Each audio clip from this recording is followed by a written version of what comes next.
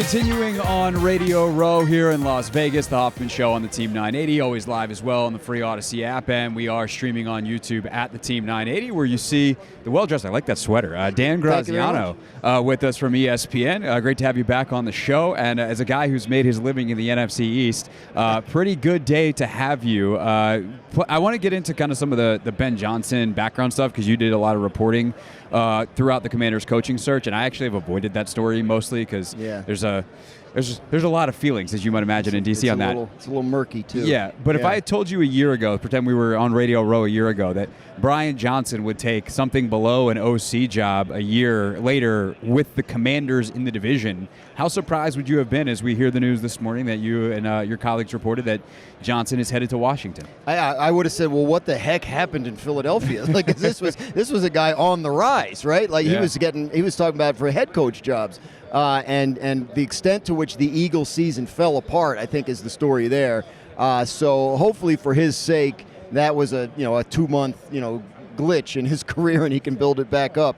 But I know he's very well regarded. I know a lot of teams have wanted to talk to him, so I think he's a pretty good get for Washington staff. Because you say you go back a year, you go back 5 months, and this guy was still thought of as somebody who was on the right. So maybe the coordinator job was not something he was ready for at the time, so maybe a step back, and some of the best coaches are the ones that sort of get knocked down, figure out what they need to still learn, and then come back. And if he's that sort of guy, then certainly we won't have heard the last. I definitely think he's an interesting fit, and it seems like Washington has, for good reason, prioritize guys who have histories developing quarterbacks. Kliff, obviously, the OC, Johnson there. What do you know about the relationship between Johnson and Jalen Hurts, and how instrumental he was in developing Jalen? Yeah, obviously that was a group project that took a number of years. But I mean that coaching staff that came in there with Nick Sirianni was hired with the mission of developing Jalen Hurts into the best he could be. And go back a year, we're sitting at the Super Bowl. This is a guy that was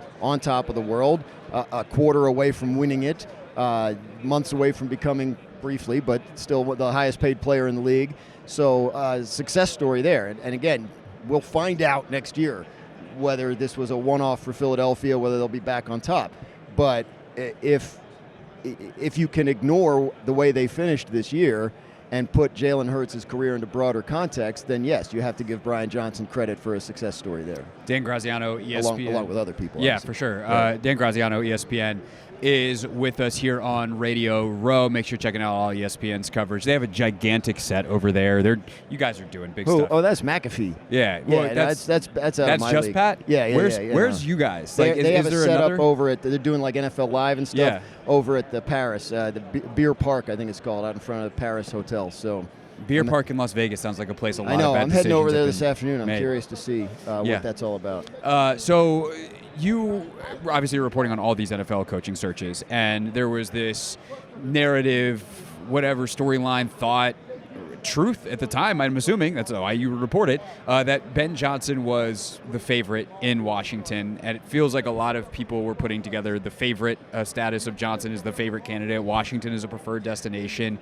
And then the interviews happen, and all of a sudden we start to hear, John Keim, Adam Schefter, and others saying like, I don't know about that. What light can you shed on how it went from presumptive favorite to, it seems like by the end, obviously Johnson's the one who pulled his name out, but that he was no longer the favorite. It might not have been getting the job even if he hadn't withdrawn his name. So, I mean, the simple answer is there's a reason you do the interviews, right? Like you like Ben Johnson's work, and you think, well, this might be, and the offensive coordinator, the quarterback developer, the guy that's had success with Jared Goff, you want to talk to that guy and find out if he's the guy. But then maybe you also get, Mike McDonald on a Zoom call, and you're really impressed with him. And you're thinking about, well, Dan Quinn's a guy that's been a head coach and had some success doing that, and maybe we want to go that way. So it seems to me what happened is through the interview process, it became clear to Ben Johnson, who, by the way, one thing I've been told consistently about Ben Johnson through this process is he's the kind of guy who locks in so, like people who are close to him, who might have had jobs on a Ben Johnson staff, right? Right. Like will say he's a guy that might not be able to give his full energy to a head coach interview while his team is in the playoffs, right? Because he's so locked in on that. And obviously that's a dilemma, right? That's a dilemma all these guys face, and it's very difficult for some people to compartmentalize. And I'm not saying that Ben Johnson can't, but I think a couple people I talked to said if he didn't blow them away in the interview, which we don't know, but if that's the case, then that's probably a reflection on he spent so much more of his time preparing for the 49ers, right, than preparing for his interview with the Commanders, and maybe that had some effect. So again, there's a lot out there. How much of it is true, how much of it is solid. There's a lot of spin out there in terms of, but it sounds to me like what we know and what we can confidently say is throughout the process, it became clear that Ben Johnson was not the favorite or necessarily the top choice, and then rather than mess around and wait around, he said, you know what, I'll just try this again next year. All right, so I want to give our listeners, the fans, a little insight into how this works as best as we can. Obviously, you're not going to sit here and be like, all right, so this person A, name X, position Y, told me this, because that's not how sourcing works. Wouldn't be good. Would not be good, but you get told as a reporter, and I've been there. I've been a reporter before. I now blab opinions every day. You get told lots of information. You don't just regurgitate it. You have to vet it. So how do you, what's kind of your process of trying to figure out, hey, this piece of information I got is something that's worth putting out there that, whether it's the spin, whether it's the information side of it going into the search versus that's an agent or a front office person or a coach trying to do themselves a favor? I think one of the most important things you have to ask yourself in situations like that as a reporter is, why is this person telling me this information? And I'm not kidding. I don't think enough people in our business ask that question. I agree. Right? Because you're so eager to get something out there and be first with it and to seem like you know something. But yes, and the sources know that and use it to their advantage, right? So why is this person? If the agent is telling me a thing about his client, oh, well, he's gonna get, he's going to get interviews. He's on their list. Well, I don't want to report that unless I find out from the team that he's he's a guy we like. Yeah, you can. If you put that out there, you're not going to look bad, right? So, it's tricky. I mean, ideally, what you want is multiple sources on multiple sides of it, so you're right, and that's something of a lost art. Or we could do a whole show on what's happened to the industry and reporting and all that kind of stuff. Sure, we can go march over my alma mater, the Newhouse kids. There you go. Go teach them over there. Everybody's Syracuse. I went to Georgetown. If I had known what I was going to do for a living, I probably would have not gone to Georgetown. But it's worked out for you. It has. Doing all right. There's no I don't have any regrets. I just I'm surrounded by Syracuse people, and that kind of makes me. Well, I'm a Syracuse alum who works in D.C., and we have Georgetown games on the station. So I think we're just exchanging pain. Right. You're on the opposite end of that. That's true. I work at ESPN. There's Syracuse decorations in everybody's office. But yeah, that's the way it is. It used to be a rivalry. Our program is not in that spot anymore. We have high hopes for the new coach, but obviously some growing pains. Yeah, for sure. Not Syracuse ain't exactly thriving. Yeah. I don't know. I think we were talking about reporting, and there's the Newhouse kids. Right. over there. Right. Yeah, we were all self-taught at Georgetown. I learned that after I graduated. But yeah, it's so the coaching stuff is interesting because there's a lot of consistency to it year to year. You know who represents who.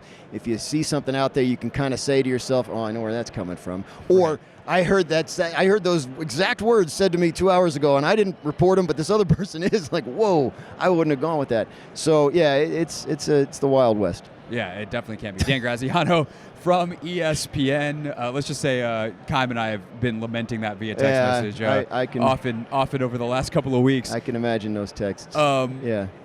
Let's talk about the game real quick. Yeah. How many people actually ask you about the game versus everything else going on here? No, I think so far it's been like this. Oh, let's get to the game. I think the Kansas City station wanted to talk about the game.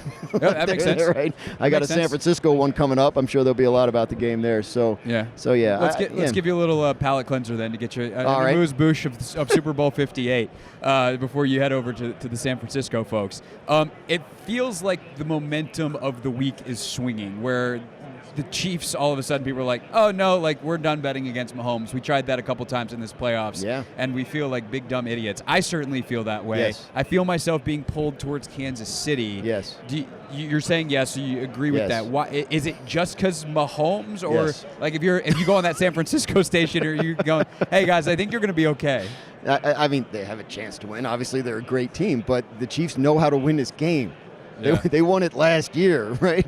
The defense, I think the Chiefs' defense is one of the stories of the week. They are great, and they are the better defense in this matchup, which you would never have imagined in a San Francisco-Kansas City matchup at any point over the past half decade, but that is where we are. And Steve Spagnuolo has shown an ability to design successful playoff game plans with lesser personnel than what he has now. So what they did to Baltimore, and again, I did pick the Chiefs to beat the Bills. I didn't, and the second that came out of my mouth, I was like, you're an idiot. What are you doing? I did pick the Chiefs to win that game. I picked the Ravens the following week, and I'm sitting there watching and going, what was I thinking? Come on. I mean, it's Patrick Mahomes and Andy Reid and all, so yeah, I think you're right. I think that's the overarching sentiment as the week goes on. Like, well, the Chiefs will just find a way. Like last year, they were getting beat. And they won. They when they played the 49ers 4 years ago, they're down 10 points in the fourth quarter. They know how to. I covered the Joe Torre New York Yankees years ago, and that's what they were like toward the end of that. Like they'd match up in the playoffs with like an Oakland A's team that was better than they were, and they just beat them. Like the Seattle Mariners won 116 games, and the Yankees beat them in 5 games in the ALCS. Like they knew how to win those games, and the Chiefs are that team now. They are. Speaking of Spags, do you think he ever gets another head coaching look? Do you think he wants it? I do think he'd be interested in talking to some people. Like Spags is not a guy that's ever going to come out and say to you, complain about that. He loves his life. He's a great guy, and he's obviously in a great spot. I mean, he's in the Super Bowl every year. Like there's something to be said for that. Now, obviously, head coaching very different, and I'm sure he'd like another shot at it because I'm sure he feels like he can do it, and it's been a while. But like I was talking to somebody a couple weeks ago when the interviews were coming out, and it's like, why isn't anybody calling him? Somebody said to me, what's the difference between him and Dan Quinn, right? Resume-wise, right? Spags 11 years older than Dan. He's 64 years old. So I think in a league that's always looking for young offensive coaches, he's an old defensive coach, and I think that works against him. I'm surprised he can't get an interview. Like nobody would want to talk to him about what he's doing, especially in a cycle like this where defensive guys did seem to elevate beyond where we've seen in recent years. But I think that maybe there's a perception that who he is now is who he is, and that's where he belongs, and maybe that's it. But I do think he'd like another crack at it. Problem is now it's like 64, 65 years old. Right. Vic Fangio sign him to a 5-year deal, and didn't work out in Denver. 69. Yeah. So yeah, it's So my guess is that ship has sailed. You never say never, but I do think he would like another shot. Dan Graziano, read his work, ESPN.com. Catch him. It was his Beer Park. Well, I gotta go. I'm not doing TV, but I'm gonna go. Check out that scene. Okay. Well, maybe you'll see him walking in the background of NFL Live. Maybe I'll photobomb like NFL Live. Yeah. Our ESPN PR producers friends. will love yes, that. tell them about NFL Live. I think they know about NFL Live. People. It's a very popular show. You send me emails about it. That's Dan Graziano, everybody. Thank you. Thank you. This is the Hoffman Show on the Team 980 and the Odyssey app.